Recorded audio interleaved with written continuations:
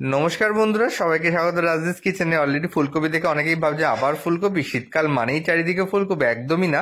ফুলকপির এই রেসিপিটা কিন্তু একদম অন্যতম একটা স্টার্টার আইটেম এবং এটা কিন্তু মুখে জাস্ট লেগে থাকবে যারা বলে ফুলকপি একদমই ভালো লাগে না। চলুন তাহলে ফুলকপি রোস্টের রেসিপিটা শুরু করা যাক। তো চটজলদি এই রেসিপিটা হঠাৎ করে গেস্ট আসলে বা ইভিনিং স্ন্যাক্সের জন্য একদম উপকর, একদম দারুণ একটা রেসিপি। তো চলুন তাহলে কিভাবে করবেন। ফুলকপিগুলো ভালো করে ধুয়ে কেটে নিয়ে তার মধ্যে আপনাকে লেবুর রস দিয়ে নিতে হবে, পরিমাণ মতো টক দই দিতে হবে এবং তার মধ্যে দিতে হবে ধনেপাতা কুচি। ধনেপাতা কুচি দেওয়ার পরে এর মধ্যে আপনাকে স্বাদ মতো আপনাকে নুন অ্যাড করতে হবে। এছাড়া এর মধ্যে কালারের জন্য দিতে হবে আপনার কাশ্মীরি লঙ্কার গুঁড়ো। ঝালের জন্য সামান্য পরিমাণে স্বাদ অনুসারে আপনাকে লাল লঙ্কার গুঁড়ো দিতে হবে, গোলমরিচের গুঁড়ো দিতে হবে এবং গোলমরিচের গুঁড়ো দেওয়ার পরে এটাকে আপনাকে ভালো করে একটা কোট করে নিতে হবে।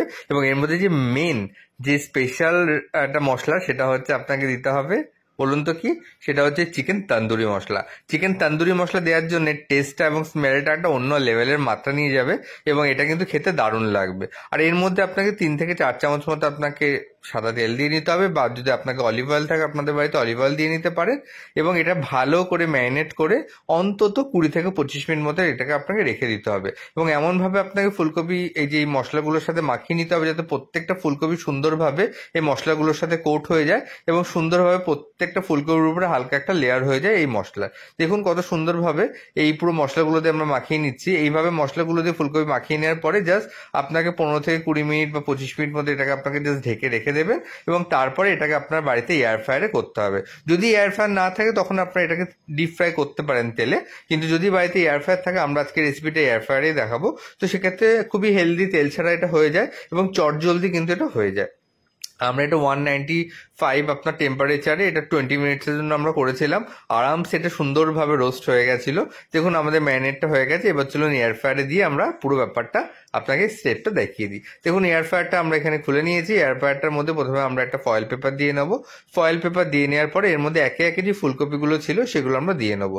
অনেকে এর মধ্যে কিন্তু একটা অয়েল ব্রাশ করে নেয়, কিন্তু আমাদের তার দরকার হয়নি, বিকজ ফুলকপিটা আমরা পুরোটাই একটু হেলদি ওয়েতেই করতে চেয়েছিলাম। তাই জন্য আমরা এখানে অয়েল ইউজ করিনি এবং সুন্দরভাবে এটা রোস্ট হয়ে গেছিল এবং সুন্দরভাবে খেতে অসাধারণ হয়েছিল।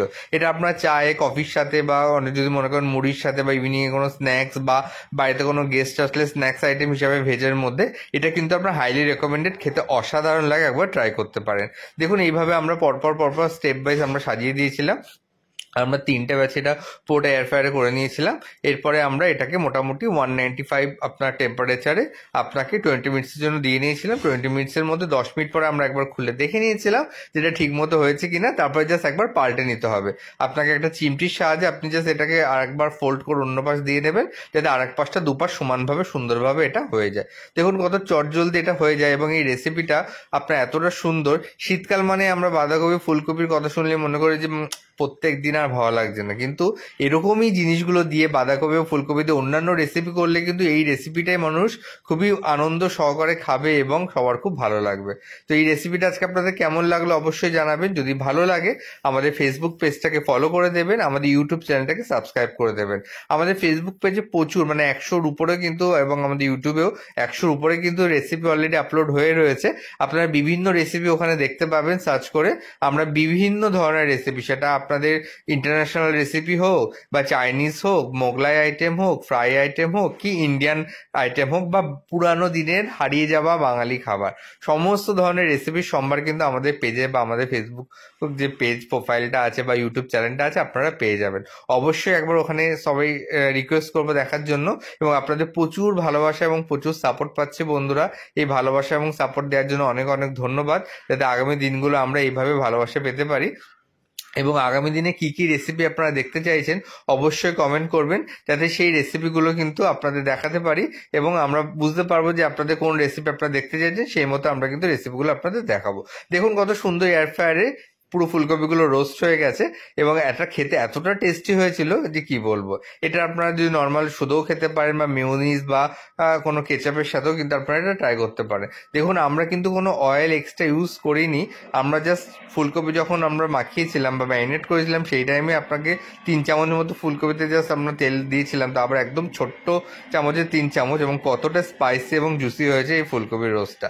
তো আজকে ভিডিওটা ভালো লাগলে বন্ধুরা শেয়ার করতে অবশ্যই ভুলবেন না, অবশ্যই শেয়ার করবেন। থাকবেন এবং এই আগামী দিনে আরো নতুন নতুন ভিডিওর জন্য আমাদের পেজটাকে ফলো রাখবেন।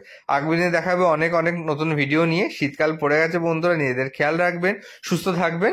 আজকে এই পর্যন্ত, পরবর্তী দেখা হবে অন্য ভিডিও নিয়ে। ভালো থাকবেন, সুস্থ থাকবেন।